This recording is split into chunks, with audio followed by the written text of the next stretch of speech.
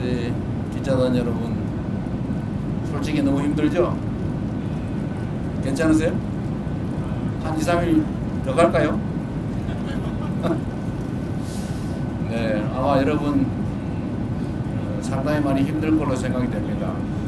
이 좁은 공간에서 밤을 새는 일이 또 한 3일씩 넘어서 대단히 미안하게 생각합니다. 제가 여러분들한테 약속을 하나 못 지켰는데 저번 일정 중에 우리 기자 한 분이 또 쓰러지기도 하고 그랬잖아요. 그래서 이번 순방부터는 일정을 좀 여유 있게 잡기로 제가 약속을 했는데 이 양반들이 이거 제가 뭐 부하자 탓하는 건 아닙니다만 또 빼곡하게 잡아가지고 여러분들 저번보다 더 힘드실 것 같아요. 사실 뭐 저도 마찬가지입니다만 정말로 다음부터는 좀 더 여유 있게 일정을 잡도록 하겠습니다. 근데 이번에는 정해진 일정도 있는 데다가 어쨌든 상대국 사정도 있고 해서 좀 이렇게 됐다는 점 이해 바라고, 어쨌든 중동 외교를 포함해서 우리가 외교의 기반을 정리하는 단계라서 좀 무리하게 다니고 있는 측면이 있습니다.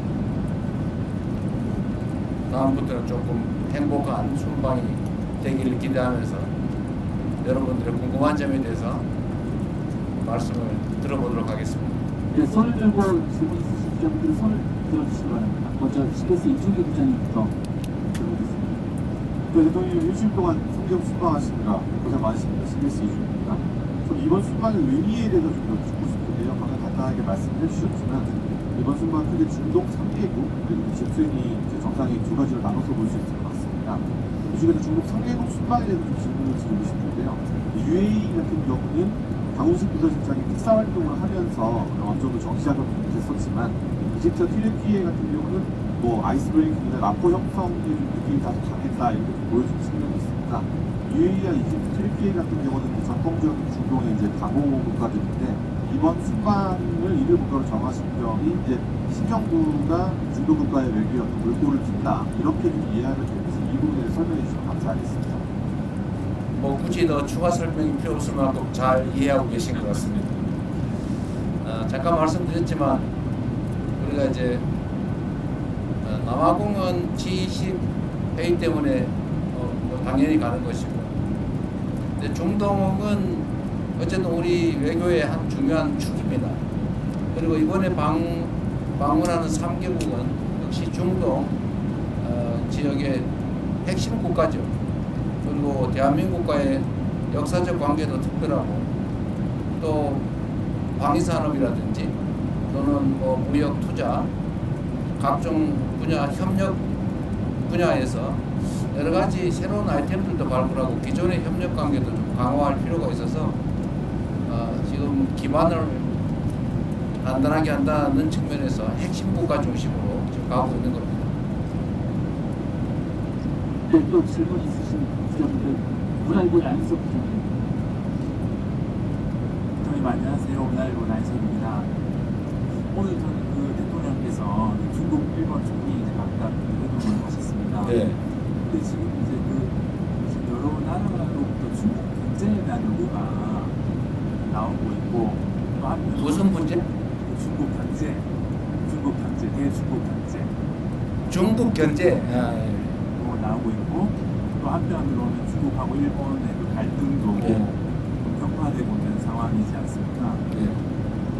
특히 이제 저희로서는 이 원전 건조 이슈까지 좀 얽혀 있어서 좀 복잡한 문제 같은데, 혹시 뭐 연내든 아니면 너무 멀지 않은 시점에 한중 정상회담이 성사된다면 좀 대통령께서 어떤 스탠스를 갖고 접근하실 보관하실지 여쭙겠습니다.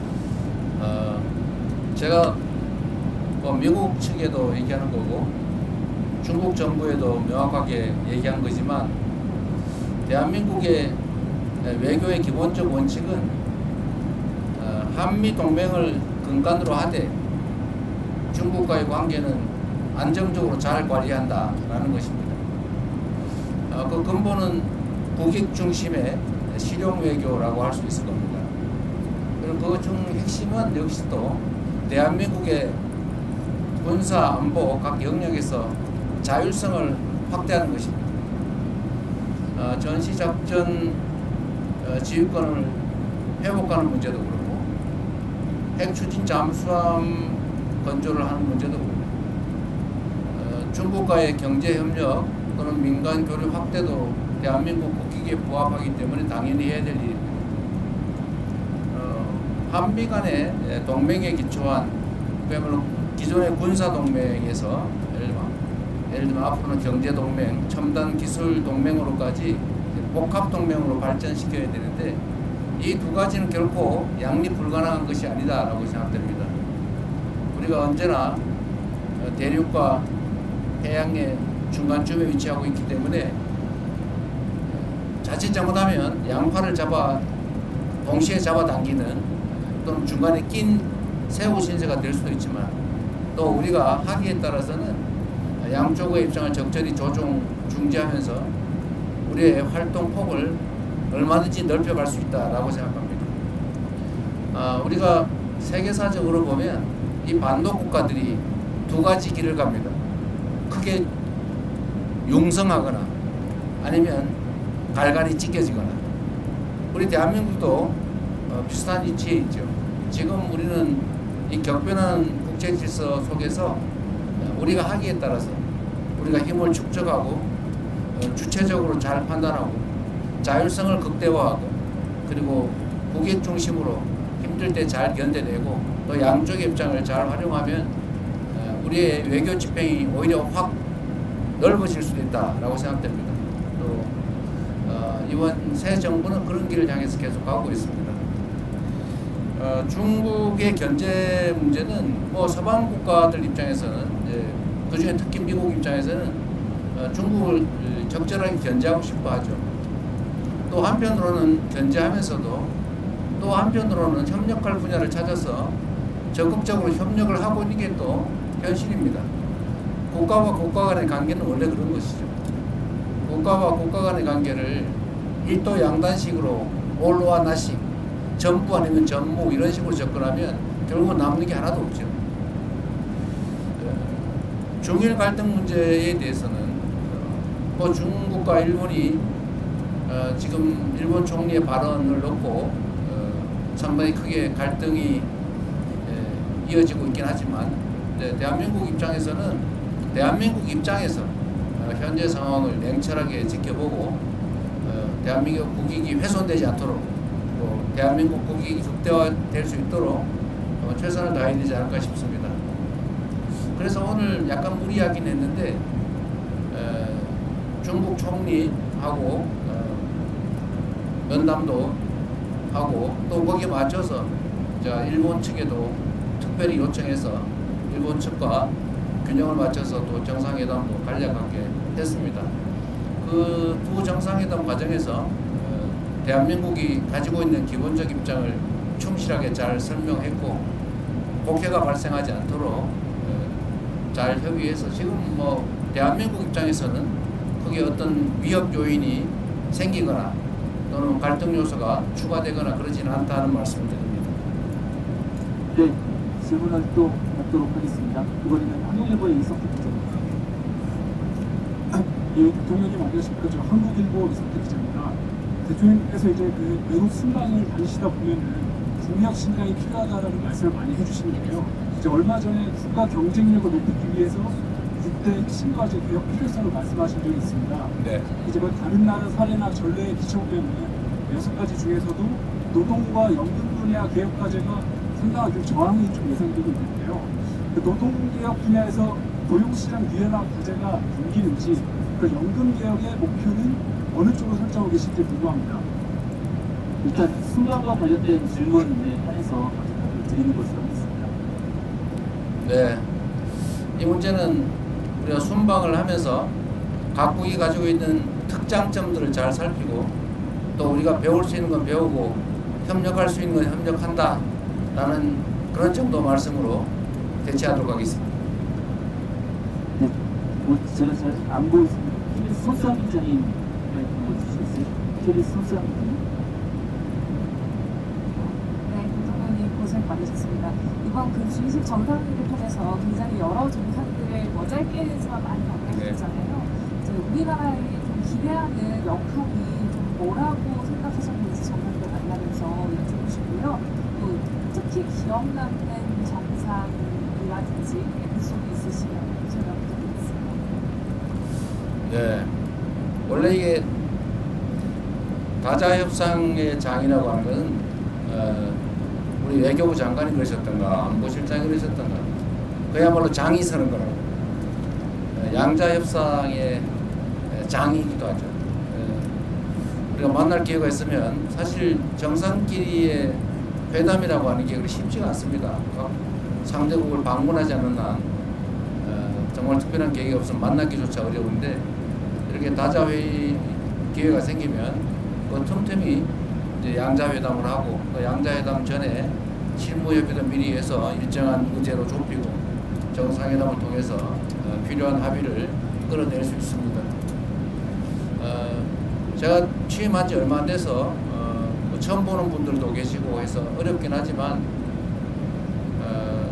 정상들과의 접촉면을 넓히고 또 정상들과의 라포도 형성하고 좋은 감정들을 유지하면 아무래도 대한민국에 좀 더 나은 의사결정이 가능하다 생각이 됩니다. 뭐 사람이란 게 다 그러지 않습니까? 제가 오늘 낮에 다카이치 일본 총리한테도 똑같은 얘기를 했는데 국가 간의 관계나 개인 사람 간의 관계는 다를 바가 없다. 결국은 서로 좋은 측면을 보려고 노력하고 좀 어려운 껄끄러운 측면들이 있으면 잘 관리하고 그 부분을 최소화하면서 사람 관계를 잘 만들면 좋지 않냐. 어떻게 사람이 완벽한 존재일 수가 있겠느냐. 국가 간의 관계도 마찬가지다. 이렇게 말씀드렸습니다. 저는 그래서 이런 다자회의 공간이 생기면 최대한 많은 정상들을 가볍게 또는 심각하게 많이 만나려고 하죠. 이번에도 꽤 많이 만난 것 같습니다.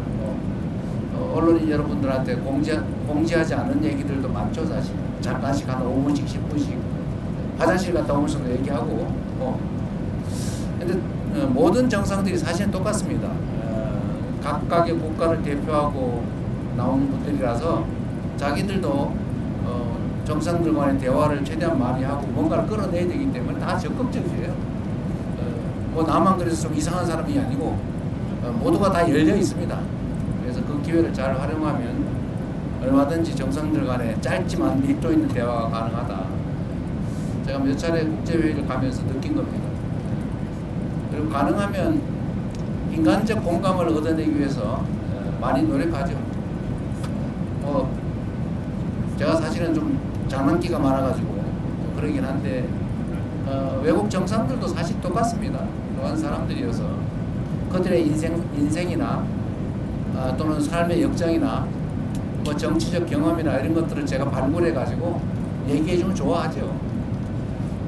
사람들 관계 그런 거 아닙니까? 상대에 관심 가지고 상대가 예를 들면 좋아할 일 만한 거 언급해주고 공감하고 또 아픈 거 위로해주고 하면 다 좋아합니다. 그게 뭐 아무리 큰 나라의 강한 지도자라 한들 다 똑같은 사람이에요. 조그만한 소국의 지도자도 똑같은 사람들입니다.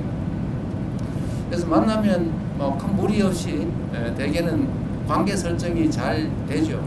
준비도 많이 합니다. 다 수십 명 밤새도록 뭐, 이 사람이 이 에피소드가 이 사람 얘기인가 저 사람 얘기인가 헷갈릴 때가 있어요. 가끔 실수하기도 합니다. 근데 그 사람은 뭔 얘기하는지 모르죠. 자기 얘기 아니면. 하여튼 이번에도 보면 저는 뭐 룰라 대통령 또는 뭐 모디 총리 만나서 얘기하는 거 상당히 의미 있었고 서로 뭐 공감도도 많이 넓혔다고 생각합니다. 제가 빠른 시간 내에 인도, 브라질도 한번 가야 될 것 같아요. 짧은 시간 얘기했지만 서로 협력하고 시너지 낼 만한 사안들이 많이 있다고 생각이 들었습니다. 네, 또 질문 있으신 기자분들 앞으로 마이크를 한 넘겼으면 될 것 같은데요. 네, 마이크. 근데 잘 들리세요? 잘 안 들리죠? 방법이 없죠 이거. 화가 있으면 뒤에도 네. 화가 있으면 대통령님 고생 많으셨습니다. YTN의 강지원입니다. 아직 뒤에 한 곳이 강론은 남아있는데 지금 모든 국가들의 다자회견대에서 대통령께서 그 정상회의 펼치기에 다 성과가 있다고 볼 수 있겠지만 그 중에서도 특히 기억에 남는 국가라든지 기억에 남는 성과가 있으면 아직 뒤에가 남아있지만 네. 포함해서 말씀을 드리겠습니다. 아무래도 아랍에미리트 연합이 아마 가장 큰 구체적 성과가 있는 것 같습니다. 거기는 사전에 비서실장이 특사로 가서 협업할 수 있는 분야들도 많이 정리했고 또 구체적 사업도 다 발굴을 했기 때문에 아주 구체적이고 실질적인 큰 성과가 난 것 같습니다.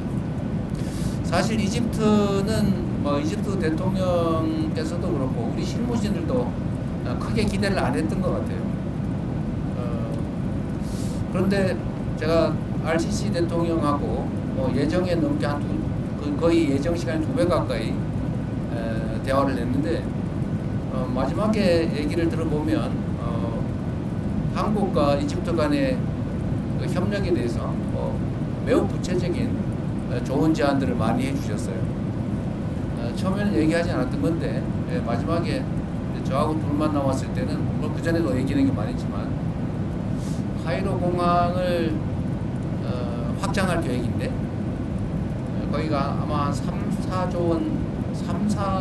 원 정도 들지 않겠냐 이렇게 얘기를 하고 그걸 한국 기업들이 좀 맡아서 확장하고 운영도 해주면 좋겠다 뭐 이런 얘기도 하시고 그 외에도 예를 들면 방위산업 분야 협력, 구체적 협력 얘기도 많이 해서 우리가 미리 좀 구체적으로 노력하고 사전 준비를 철저히 했더라면 또 오랫동안 교류 협력을 축적해 왔더라면 지금의 이집트와 한국 관계를 훨씬 넘어서는 더 밀도 있는 더 큰 협력이 가능했겠다라는 생각이 들었고 한편으로 아쉽다는 생각이 들면서 또 한편으로는 지금이라도 잘 됐다 이런 생각이 들었습니다. 이집트는 제가 가급적이면 이집트 대통령을 폭빈으로 한국에 오시라고 초청을 드렸는데 오시겠다는 의사도 표명하셨고 오시기 전에 실무적인 협의를 좀 거쳐서 지금 그때 당시에 그냥 난삽하게 얘기했던 각종 협력 사안에 대해서 충분히 준비하도록 하겠습니다. 아마 우리 기업들이나 우리 국민들에게 큰 기회를 만들 수 있지 않을까 생각이 됩니다. 네, 카메라 기자님들 때문에 제가 시선이 다르서 잘 안 보이는 것 같은데 뒤에 마이크를 좀 넘겨주시면서 또 말씀을 해주시겠어요? SBS 부서는 근데 우리 대변인이 남성 편향적인 것 같은 느낌이 좀 듭니다. 네, 저 SBS 강청환 기자라고 합니다. 지금 마지막 방문이 튀르키예를 가시는데 튀르키예 언론과도 인터뷰를 하셔서 일부 내용을 말씀을 하셨지만 특히 주한점 같은 데 가셔서 정상회담을 하실 내용이라든지 아니면 또 기대하는 성과가 있으실지 궁금합니다. 뭐 제가 취임하면서도 말씀드렸지만 우리 대한민국의 경제 상황이 그렇게 좋지가 못하기 때문에 그래서 가장 중요한 것은 국가 간 협력을 통해서 대한민국의 경제 상황을 개선하는 겁니다. 튀르키예도 지금 경제 상황이 그렇게 녹록치는 않은 상황인 것 같긴 합니다. 튀르키예는 뭐 아시겠지만 국교 관계를 수립하지도 않은 상태에서 6.25 때 병력 규모로 4위에 이를 만큼 대규모 병력을 파병해서 대한민국을 도와준 나라입니다. 형제 국가라고 또 그 중에서도 피를 나는 형제 국가라고 부르는 이유가 있죠. 튀르키예도 방위산업 분야, 국방 분야에 워낙 관심이 많고 또 대한민국도 강점을 가진 분야가 방위산업 분야인데 이 부분에 대한 협력도 가능할 것이고 또 튀르키예는 이제 문화 관광 산업이 상당히 발전한 나라이기도 합니다. 또 대한민국도 앞으로 문화 콘텐츠 분야에 투자를 많이 할 생각이기 때문에 이런 문화 관광 분야에 대한 협업도 가능할 것으로 생각되고 그 외에 일반적인 원자력 발전 문제라든지 정말 할 수 있는 일은 얼마든지 있다는 생각이 듭니다. 제가 외교부 장관한테도 또 안보실장한테도 말씀을 드렸는데 앞으로 외교 분야에 대해서 우리 우리가 좀 더 체계적으로 정비하고 더 많이 투자해야 된다 이런 말씀을 드렸어요. 우리는 이제 소위 통상국가인데 지금 제가 해외 순방을 다녀보면서 느낀 거는 대한민국의 대외관계 관리가 매우 분절적이라는 생각이 듭니다. 따로따로 나눠져 있어요. 교육부는 대학하고 또는 뭐 기재부는 뭐하고 또는 뭐 농림축산부는 농업 관련 사업을 하는데 뭘 하는지도 모르고 코트라는 또 코트라대로 하고 뭐 따로 다 놀고 있어요. 이제 이렇게 해서는 안 되겠다. 좀 체계적으로 종합적으로 외교 분야를 정리하고 좀 더 타국과의 이런 협력을 좀 더 구체적으로 좀 더 세밀하게 관리해야 되겠다는 생각이 듭니다. 공정하게 하기 위해서 좌석을 반대편 쪽으로 변경하지 마이크 드리겠습니다. 안녕하세요, 김현선입니다. 지금 트위터에서 말씀하신 내용 보면 다자주의 얘기 많이 하시고 무역제재 관련해서 예측 가능성 얘기하시면서 WTO 기능보건을 주장하셨는데 지금 트럼프 미국 행정부는 WTO 제재 정식을 선언을 했었잖아요. 그래서 그런 상황에서 WTO 기능 회복을 말씀하신 어떤 배경이나 이유 같은 게 있으시면 짚어주시면 좋을 것 같습니다. WTO 중심의 다자주의 체제 회복이라면 좀 심하고 완전히 깨진 건 아니니까요. 다자주의가 상당 정도 훼손되고 있는데 이 다자주의를 좀 훼손되지 않게 해야 된다는 점에 대해서는 우리 대한민국뿐만이 아니라 거의 특정 국가를 제외한 거의 대부분의 국가가 동의하는 바입니다. 그날 뭐 오늘 어제 이렇게 각 정상들 또 국제기구 대표들이 발표하는 거 발언하는 거 봐서도 알지만 어쨌든 자유무역 체계 다자 시스템을 튼튼하게 강화해야 된다, 훼손을 최소화해야 된다라는 점에 대해서는 모두 동의합니다. 이번에 아마 G20 이 논의 결과 성명을 전체 국가 이름으로 못하고 참여 국가 명의로 발표를 했는데 어쨌든 그것도 아마 상당히 내용에 어려움이 있었던 것 같아요. 뭐 국제관계라고 하는 게 그러지 않습니까? 뭐 누군가가 규율해줄 무슨 특별한 권력이 따로 있는 것도 아니고 뭐 질서라고 하는 게 각종 조약이나 규범으로 존재하긴 하지만 뭐 안 지키면 방법이 없는 그런 상황이라 선의에 기대할 수밖에 없긴 한데 그럼에도 불구하고 이제 국가 간 관계라고 하는 게 이제는 서로 떼어놓고 따로 살 수 없는 상황이기 때문에 국제 질서를 모두가 존중받는 모두가 함께 잘 사는 그런 다자주의 체제로 최대한 잘 만들어 가야 되겠죠. 제가 정상들하고 대화를 해보면 어쨌든 이런 부분에 대한 욕구들이 참 많습니다. 예를 든다면 EU 유럽 공동체하고 CPTPP 환태평양 경제 동반자 협정인가 그러죠. 이걸 결합을 하자 이런 얘기도 많고 또 특정 국가는 몇 개 국가를 좀 이해관계가 유사한 국가끼리 좀 같이 묶어보자 이런 얘기들도 많이 합니다. 그게 이제 WTO 체제가 좀 위협을 받다 보니까 또 다른 형태의 구조를 만들려고 하는 건데 어쨌든 그런 노력들까지 다 합쳐지면 그래도 자유무역 질서라고 하는 게 결국은 모든 국가가 함께 살 수 있는 거의 유일한 길이기 때문에 결국 그 길로 갈 수밖에 없을 것이라고 생각합니다. 말이라도 계속 해야죠. 네, 또 질문 있으시니까 구성 기자님 마이크 드리겠습니다. 머리 저기 뒤에. 뒤에. 안녕하세요. 김성은 기자이고요. 대통령께서 이번 순방 기간 중에 거의 모든 국가 정상들과 만나서 방산 협력을 제안하시거나 또는 강조하셨었는데요. K방산에 대한 각국 정상들 반응은 좀 어땠는지 궁금하고 대통령님께서 보시기에 가장 큰 관심을 보였던 정상은 누구였는지 그리고 강훈식 실장님 전 인력정치협력 특사로 운영하는 이 분야의 공을 굉장히 많이 들으신 걸로 아는데 혹시 조만간 대규모 K방산 수주 소식을 기대해도 될지 관련 성과를 기대해도 될지 여쭙습니다. 네. 우리가 이제 다른 나라보다 좀 뛰어난 분야가 많이 있긴 한데 사실은 방위산업 분야는 정말 괄목할 만큼 다른 나라에 비해서 상대적 우위를 가지고 있습니다. 물론 뭐 미국에는 비교할 바 못되지만 사실 미국도 이제는 뭐 전투기 생산이나 전차 생산 뭐 하다못해 여러분도 잘 아시지만 잠수함 아니면 군함 생산에서 상당히 많은 문제를 노출하고 있죠. 제가 외국 정상들한테 방산 얘기도 많이 하지만 외국 정상들도 방산 얘기를 많이 합니다. 매우 놀라워요.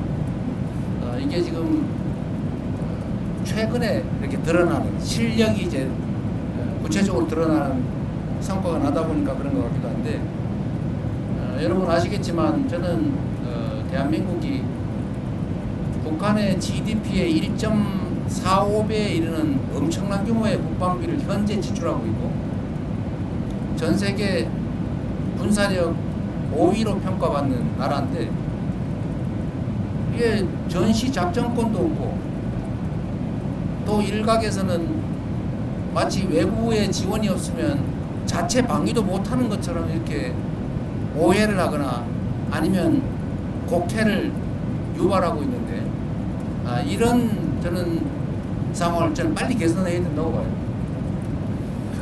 그리고 저는 방위 산업에 대한 지원 또 방위 관련 R&D 투자 이런 부분은 경제적으로도 유익할 뿐만 아니라 우리 자체 방위력 강화에도 크게 도움되기 때문에 앞으로도 계속 집중 투자해야 되고 또 더군다나 우리가 방위비를 장기적으로 3.5%까지 GDP 대비 3.5%까지 늘린다고 하는 약속은 아니고 방침을 우리가 밝혔기 때문에 그 방침에 따라 계속 우리가 국방비를 증액을 해 나가야 됩니다.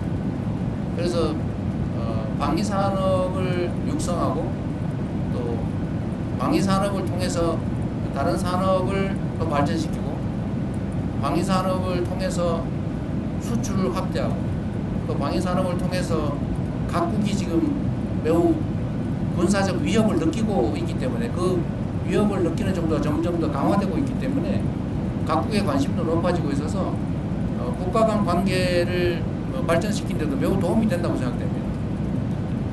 그리고 우리만 그러는 게 아니고 말씀드린 것처럼 다른 나라도 이 방위산업 특히 우리의 무기를 구매하는 게 아니고 공동 개발, 공동 생산, 공동 판매, 시장 개척에 관심들이 많아요. 우리가 예를 들면 폴란드의 그 전차, 이 전차 수출하고 그 일본도 현지 생산을 하고 있지 않습니까?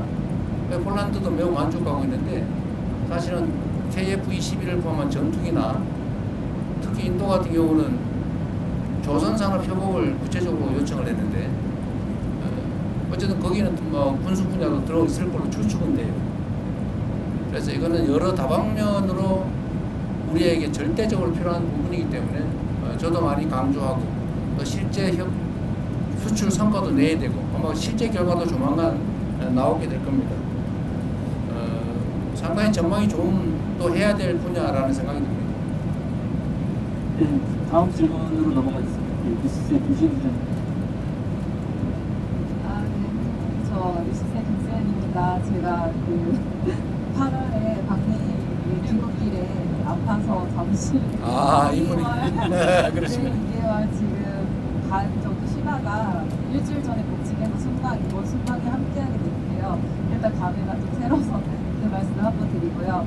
지금 질문을 돌아가서 그 독일 총리와 아까 그 한반도 정세에 대해서 조금 말씀을 나눴던 것을 공개가 됐는데 그거에 대한 구체적인 좀 발언은 조금 안 나온 것 같아가지고요.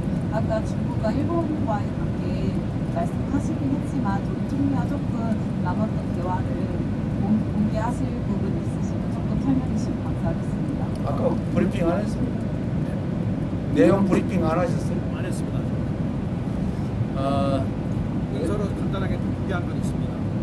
지장은 없고. 그래도 최초의 양자회담인데 내용 발표를 좀 해주시고 그러셨어요. 일단 따로 자료로 좀 냈습니다. 자료를 냈어요? 예. 네, 자료를 냈는데 안 보시는 모양이네. 독일 총리가 이제 중국과의 관계가 어떠냐 뭐 이런 식의 질문을 했는데 그건 뭐 프랑스도 마찬가지였던 것 같고 그에 대한 대답은 아까 여러분한테 했던 얘기하고 똑같습니다. 아주 원론적인 군사안보 측면의 한미동맹을 기반으로 우리는 판단하고 행동할 수밖에 없고 그러나 또 한편으로는 지리적인 관계나 또 역사적 관계 또 경제적 관계 측면에서 단절할 수 없다. 적절하게 관리해야 된다라는 입장을 충분히 얘기했습니다. 뭐 특별한 건 없었어요.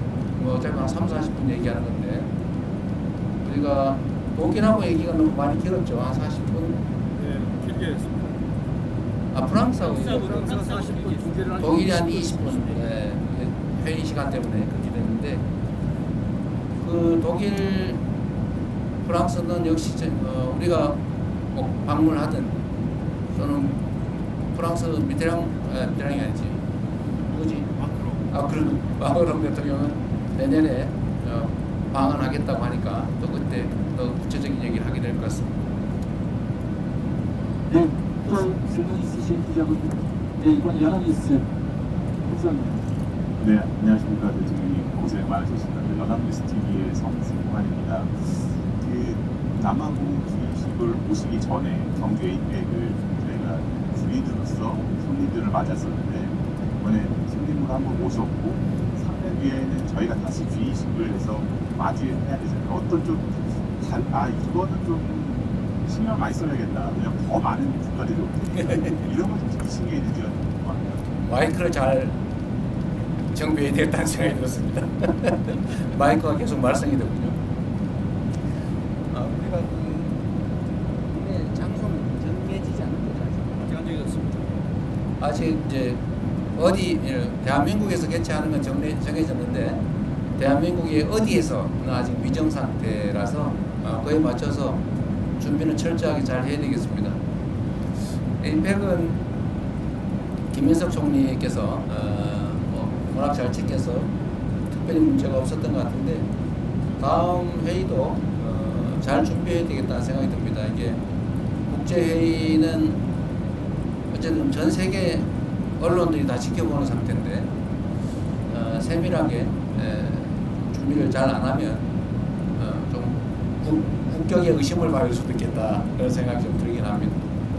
충분히 투자할 만한 일이라는 생각이 듭니다. 네, 또 한국경제 문제부터. 대통령 안녕하십니까. 한국경제신문 한재영입니다. 그 모디 총리가 조선업 협력을 얘기를 하면서 소다자 협력이라는 용어를 사용했던 걸로 알고 있는데 그게 구체적으로 어떤 협력 모델을 제시한 것이고 거기에 대해서 대통령께서는 어떤 판단을 좀 하셨는지 궁금합니다. 모디 총리는 이제 조선부 분야 협력을 하자고 하면서 이제 예로 든 게 인도, 한국, 일본 이렇게 3국 간 조선 부자에 대한 협력 체계를 구축하는 게 어떻겠냐라는 그런 말씀을 하셨습니다. 근데 우리는 좀 더 그 부분에 대해서 판단할 여지가 남아있기 때문에 우리는 충분히 제안은 잘 들었고 추후에 논의하자 이렇게 얘기했습니다. 네, 또 혹시 질문 있으신 기자분, 네, 세계일보. 네, 안녕하십니까. 대통령님 고생이 많으십니다. 좀 궁금한 부분이 이번 G20 정상회의에서도 그렇고 각국을 방문하실 때도 AI라든가 뭐 기본 AI 뭐 이런 부분을 많이 말씀해 주셨는데요. 그에 대한 그 각국 정상들의 반응이라든가 아니면 우리가 AI 정책하고 관련해서 긴밀히 좀 협력할 수 있겠다 이런 생각이 좀 국가를 각별 있으실까요? 말씀드립니다. 이번 G20의 핵심 의제 중에 하나도 AI를 어떻게 공정하게 잘 활용할 거냐라는 것입니다. 대한민국이 모두를 위한 AI라고 하는 정책을 추진하고 있는데 그 대한민국이 하고 있는 모두를 위한 AI는 우리 국민 모두도 포함되지만 세계 모든 나라도 동시에 포함합니다. 근데 대개의 나라들이 지금은 자칫 잘못하면 인공지능 분야에서 특정 몇 개 국가에 종속될 가능성이 매우 높고 이 점에 대해서 정상들 중에는 걱정을 하는 사람들도 있습니다. 독자적으로 이걸 투자해서 해결하기는 어려운데 이거를 그렇다고 끌려가기는 어렵고 이런 걱정을 하고 있어서 제가 예를 들면 이집트 대통령한테는 그런 얘기를 했죠.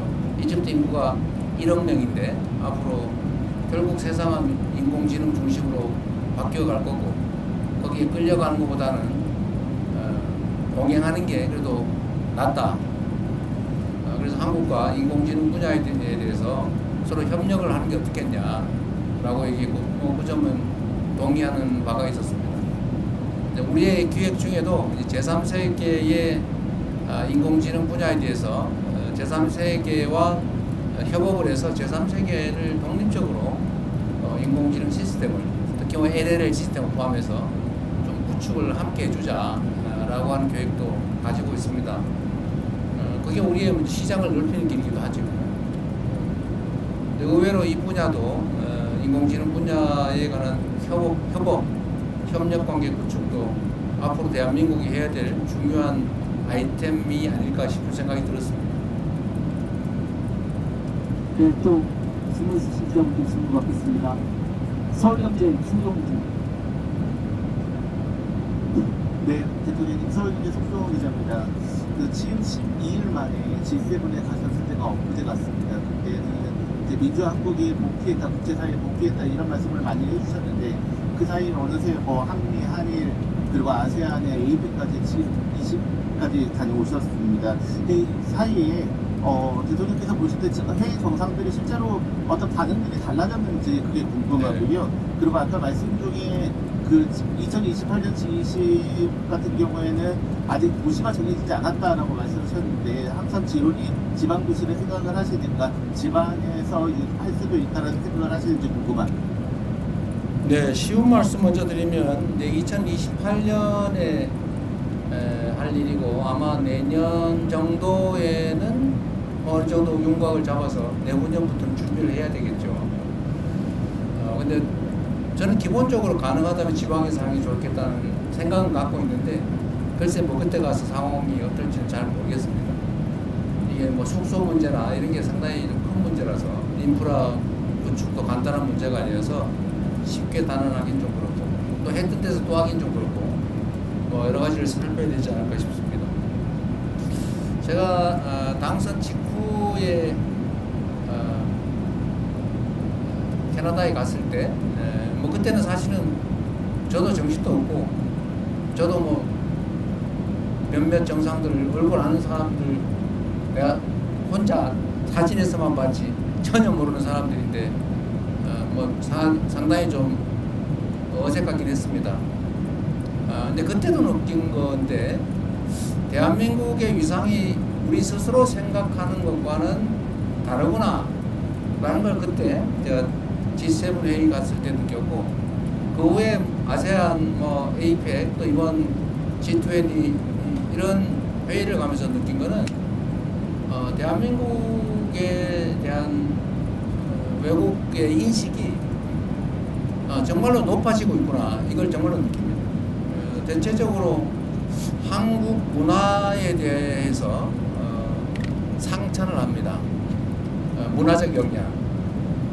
그리고 이 얘기는 잘 안 하는데 이제 말 속에 숨어 있는 것들이죠. 정치적 얘기니까 계엄 얘기나 계엄 극복에 대한 얘기는 잘 안 해요. 잘 안 하는데 사실은 그 얘기가 포함되어 있다고 느껴집니다. 놀랍다. 이런. 그래서 우리 국민들께서도 우리가 가진 국제적 위상, 또 대한민국 국민의 저력 이런 거에 대해서 정말 자부심 가져도 되겠다 그런 생각이 들고 또 이 저력을 기반으로 우리가 국내에서만 우리끼리 아웅다웅 하는 걸 넘어서서 좀 세계로 나아가면 좋겠다는 생각이 들었습니다. 충분히 길을 열어갈 수 있겠다. 기업들도 진출하지만 문화 진출, 또는 뭐 하다못해 한글 교육 수요가 너무 넘쳐가지고 대대적으로 한글 교육 과정을 좀 확대할 계획인데 어쨌든 그런 것도 결국은 대한민국 청년들이 결국은 세계로 나아가서 대한민국 문화를 가르치고 한글을 가르치고 뭐 그렇게 해야 되지 않겠습니까? 그리고 어쨌든 대한민국의 이 문화 현상 정말 뭐라 그럴까요? 뭐 우리도 사실은 뭐 이렇게까지라는 생각이 들 정도인데 뭐 뷰티든 아니면 푸드 식품이든 뭐 컨텐츠 다른 뭐 드라마, 영화, 뭐 노래 정말 여러 분야에서 수요가 넘치는 것 같아요. 그러니까 잠재력이 엄청나게 크다. 이 잠재력을 이제 우리 활용을 해야 되는데 그 첫 번째는 이제 우리가 외교 관계로 좀 문을 열고 또 그 안에서 세부적인 가능성은 일단 크게는 기업들이 뚫어가겠지만 또 우리가 문화 전파를 통해서 좀 토대를 단단하게 하겠지만 결국 그 안에서 개별적인 아이템도 만들고 할 수 있는 일이 참 많겠다는 생각이 들었어요. 제가 남아공에 한 분이 코코로라고 하는 일종의 식품 뭐 이런 걸 수입해서 파는 일을 하는데 남아공이 수입 규제가 좀 심한 모양이에요. 아주 체제 정비가 안 돼가지고 됐다가 안 됐다가 뭐 될 것 같은 건 안 되고 안 될 것 같은 건 되고 막 그런데요. 하여튼 시스템이 좀 안정이 안 된 것 같다 이렇게 얘기하면서 그 분야에서도 할 게 참 많다고 그렇게 얘기하는 걸 보면 우리가 앞으로 정부 하기에 따라서 대한민국 국경 바깥에서 얼마든지 일자리든 또는 기업이든 수출이든 해나갈 수 있겠다 그런 생각이 들었습니다. 우리 안보실에서 잘해야 될 것 같아요. 외교부하고. 네, 지금 박형원 기자님 제일 앞두고 계신데. 아 이분이 그 유명한 박형광님. 네, 대표님 안녕하십니까. 검설급 뉴스공장의 박형광 기자라고 합니다. 자기가 생각으로 많이 피곤하실 텐데 고생이 많으십니다. 방위산업이 단순 수출 증진뿐만 아니라 국가 간 관계에 도움이 된다라고 말씀하셔서 드리는 질문입니다.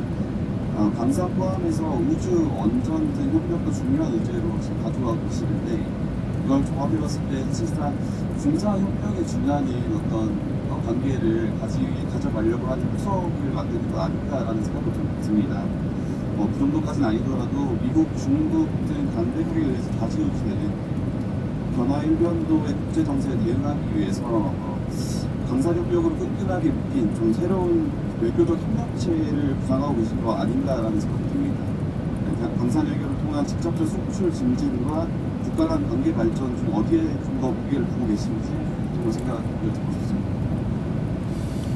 적절하게 지적하신 것처럼 이제 각국의 방위산업 수요가 우리가 예상하는 것 이상으로 빠르게 커지고 있습니다. 중동만 해도 다들 언제 예측을 넘어서서 갑작스런 급변 사태가 생길지 모르겠다고 불안해합니다. 최근에 몇 차례 국가들이 겪었죠. 이건 아닌데 라고 하다가 좀 비상 상황을 겪는 일이 벌어지다 보니까 어쨌든 방위산업 또는 군사 안보 분야에 대한 수요가 상당히 많이 늘고 있습니다. 뭐 중동도 그렇지만 다른 나라들도 비슷하죠. 물론 이제 요구 수준이나 또는 강도는 좀 떨어질 수 있습니다. 아프리카 마찬가지고 남미도 좀 비슷해 가고 있지 않나요? 누구도 믿을 수 없는 상태가 좀 도래하고 있어서 이 부분은 결국은 계속 커질 수밖에 없다는 생각이 들고 유럽은 여러분들 너무 잘 아실 거고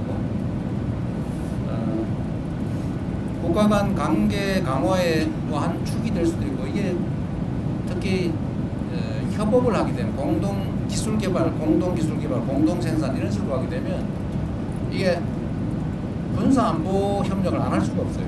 그냥 라면 한 개 팔고 마는 거하고 다르죠. 이거는 국가 간 관계가 아주 깊이 안보 측면에서 연관 지을 수밖에 없기 때문에 국가 간 관계도 밀접하게 될 수밖에 없다. 말씀드렸지만 저는 언제나 그렇게 생각하죠. 위기가 오면 기회로 만들고 피할 수 없다면 그건 자연 현상의 일부로 운명처럼 받아들이고 최대한 활용하자.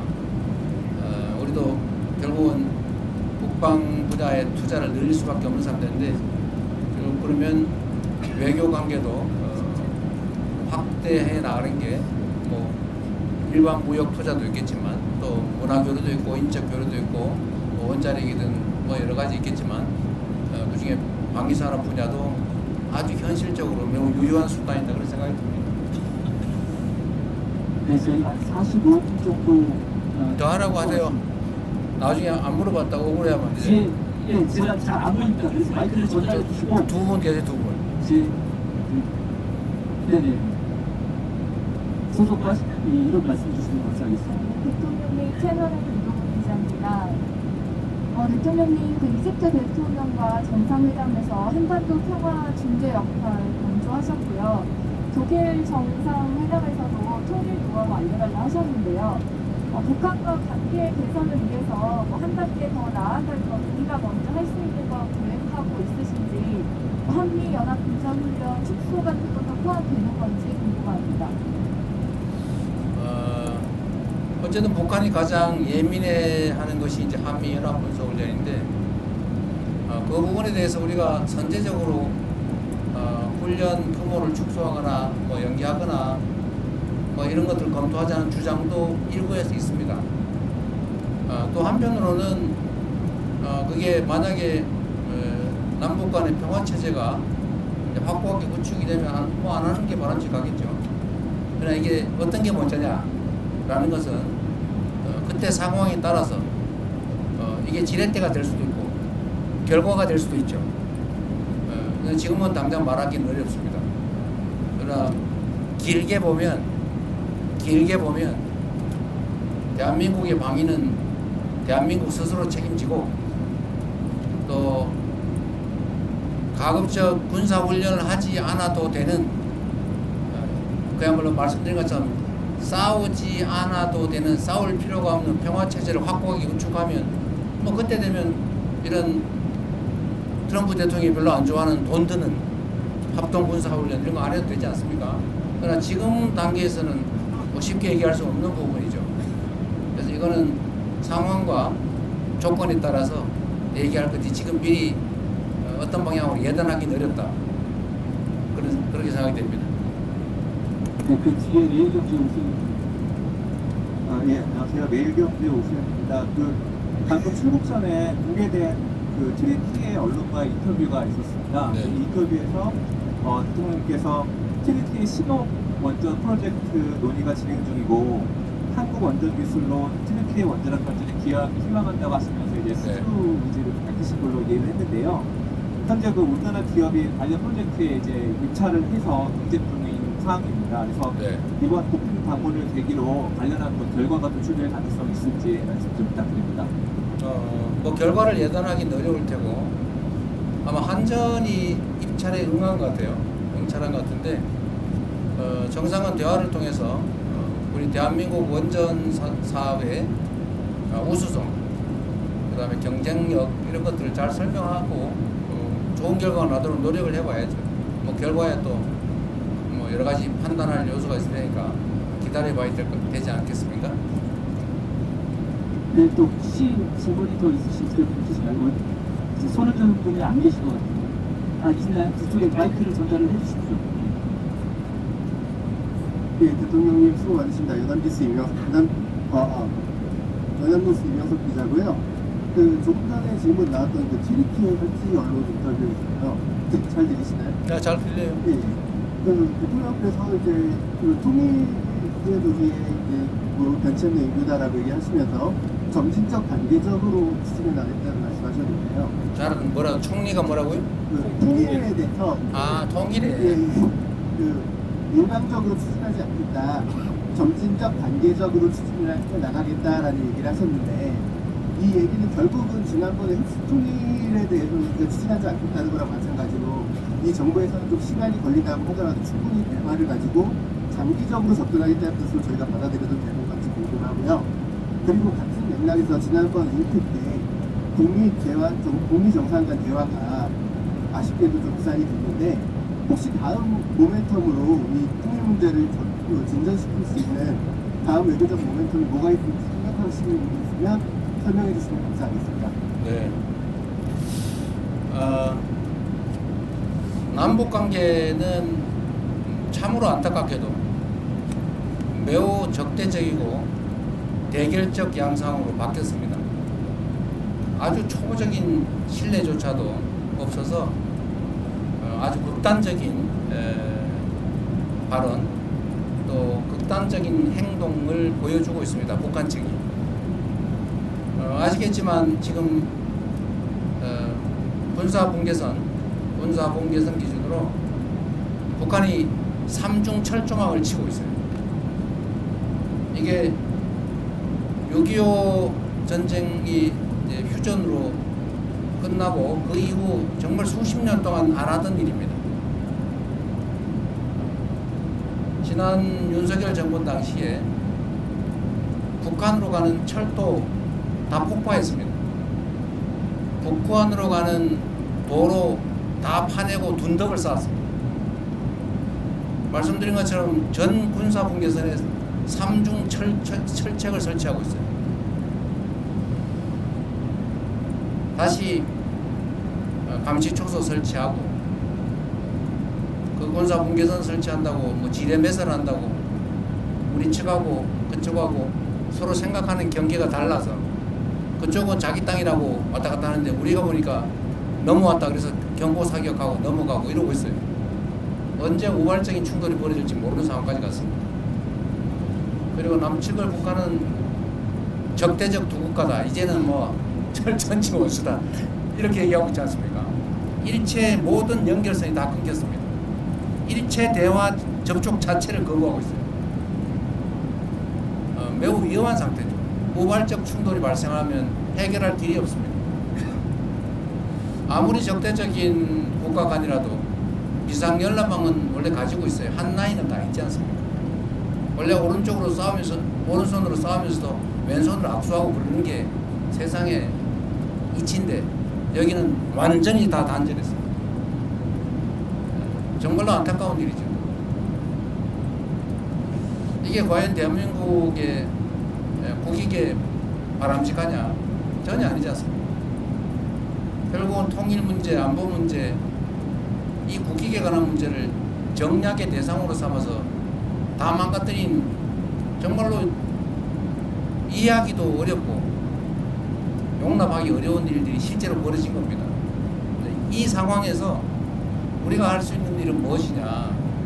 이미 그랬던 거 어떡하냐? 포기하고 강경 일변도 정책을 계속할 거냐? 그럼 더 나빠지겠죠. 이럴수록 더 인내심을 가지고 우리가 확고한 억지력을 확보하고 도발을 얼마든지 제압할 수 있을 정도의 국방력, 억지력을 확보하고 이건 대전제죠. 그렇게 한 다음에 그 기반 위에서 소통하고 대화하고 설득하고 길을 열어야죠. 그래서 아까 뭐 군사훈련 얘기도 나왔지만 제가 전에 발표한 대로 우리가 현재 상태에서 할 수 있는 조치는 하자. 그 대북 방송 그거 왜 합니까? 쓸데없이. 서로 방송회가 서로 괴로우면서 그럼 바보짓이 어디 있어요? 우리한테 어떤 이익이 있습니까? 그냥 저 북쪽에 가깝게 사는 주민들 뭐 밤에 잠을 못 자가지고 정신병원 쫓아다니게 왜 그렇게 만듭니까? 어떤 이익이 있어요? 정치적 이익은 있을지 몰라도. 그래서 방송 대북방 중단한다든지 대북 단파 방송 요즘 세상에 인터넷 다 나오는데 뭔 대북 단파 방송을 합니까? 그 돈 들잖아요. 그런 것도 줄이고 또 우리가 양심수 아니 그거 뭐라고 표현합니까? 장기수. 네, 비전향 장기수. 네, 미전향 장기수.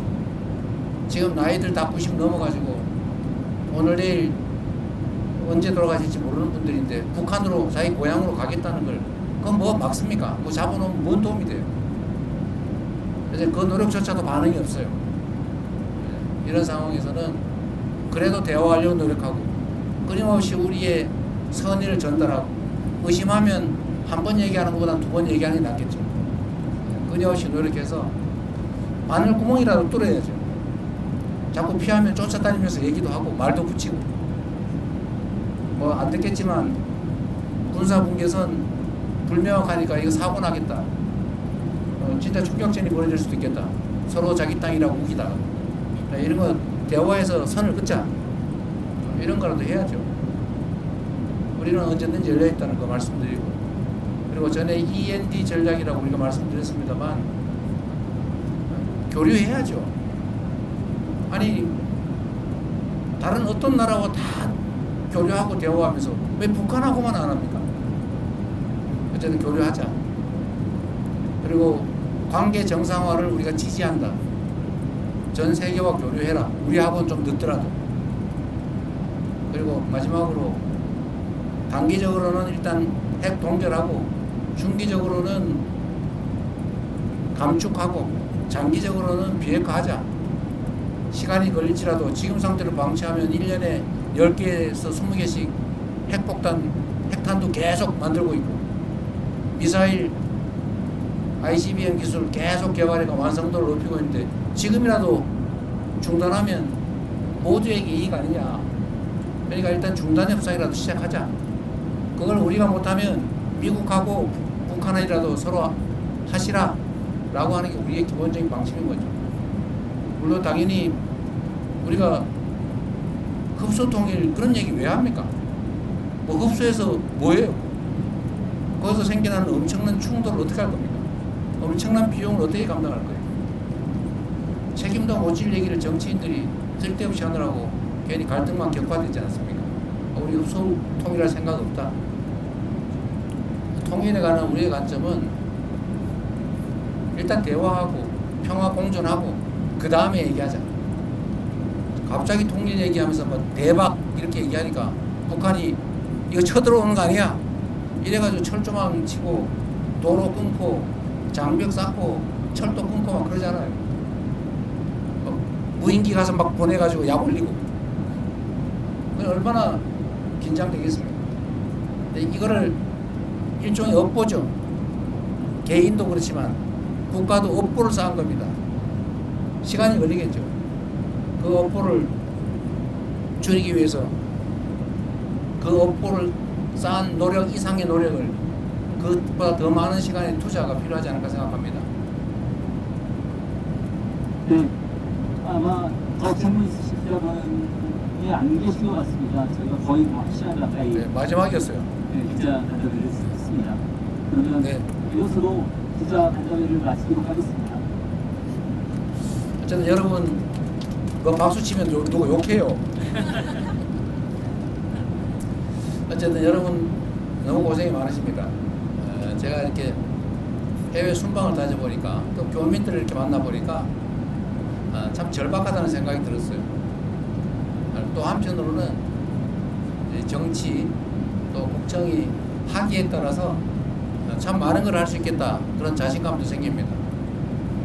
몸이 좀 피곤하긴 하지만 그래도 정상들을 만나고 방문하고 또 현지에 이런저런 의견들 들어보고 또 개선책들 만들다 보면 참 보람 있는 일이라는 생각이 들긴 합니다.